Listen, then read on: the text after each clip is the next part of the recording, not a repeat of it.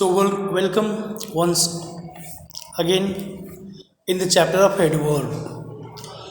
Student, we have seen in the last chapter of last video of adverb where we have discussed some points. We have discussed what is adverb definition, its kinds, and at the same time we have discussed formation of adverbs. Now in this video we are going to discuss the comparison of adverb and other points. So let us see first the comparison of adverbs. Like adjective, adverbs are also used in three forms: positive, comparative and superlative degree. So this is called the degree of adverb.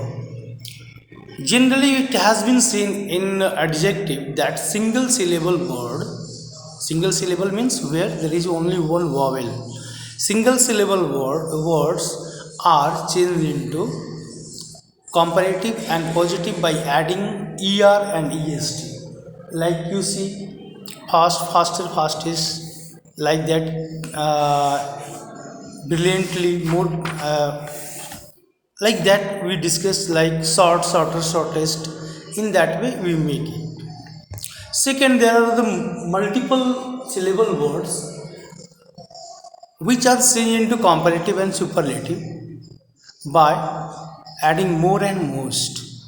Like if we will take intelligent, more intelligent, most intelligent, brilliantly, more brilliantly, most brilliantly, bravely, more bravely, most bravely, like that. Third, there are a group of adverbs. They have the irregular change. Like you say, take the first far. Far change into in the comparative to farther, further, and in superlative to further, furthest and farthest. So further, FUR, that is used for position, and farther, FAR, that is used to show the distance. So ill, bad, worst, late, later, last, much, more, most, and here in the same well, better, best. These all etc. change into comparative. Now see the second position. This is important. This is important for the students because students get difficulties to understand this topic, this point, because they think that they have to mug up. Of course, there are some points which needs to be kept in mind. What is the position of an adverb in a sentence? Where adverb will be placed? The place of verb in a sentence is fixed, that after the subject, but where the adverb will be used? So adverb like place, manner and time. Generally it is used after verb in intransitive and after object in transitive verb. Right. In intransitive it is used after verb, and in transitive it is used after object. So you may ask one example. Take the example: the thief ran fast. Thief ran fast.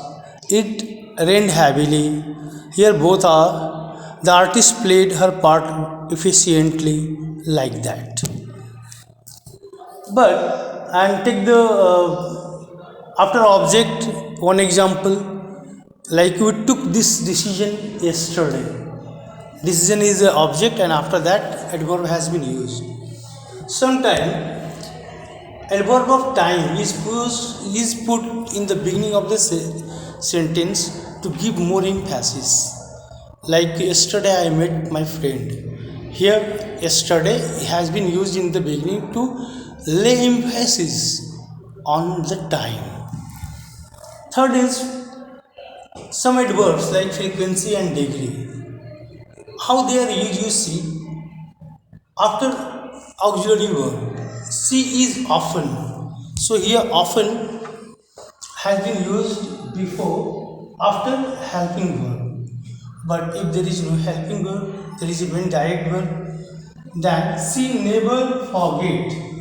She never forgets. So between subject and verb. Third, before have to, we often have to. You see here have often has been used before have to. So here have adverb will be used before have to. See the next point, fourth number, before adjective or adverb when it is modified. The bride and look very beautiful. Here very is qualifying beautifully and it has been used before the adverb. Enough is the word which is always kept after it qualifiers, after whom it is qualified. And the last only, it is visible from here only. Only is such a word which is used just before the word is qualified. For example, only he promised. Here the emphasis is on he. He only promised. Here the emphasis on only promised. He promised only to me. Here the emphasis on me. So wherever on which whatever the word whom it qualifies, it is put before that word. So in this video we have seen where the adverb is put, where the adverb is used.